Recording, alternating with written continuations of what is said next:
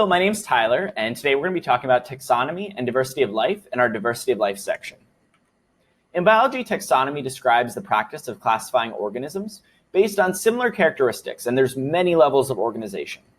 Here's our lesson overview for this video. First, we're going to talk about taxonomy, then we're going to talk about prokaryotes, and then we're going to talk about eukaryotes.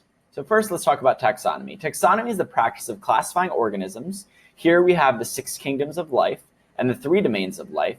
And this is a way in which we organize life to help us make better sense of the world and to help us predict what attributes certain organisms are going to have based upon how we categorize them.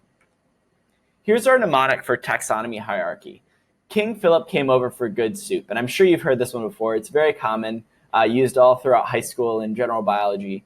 But these are kingdom, phylum, class, order, family, genus, and species. King Philip came over for good soup. And this will help you remember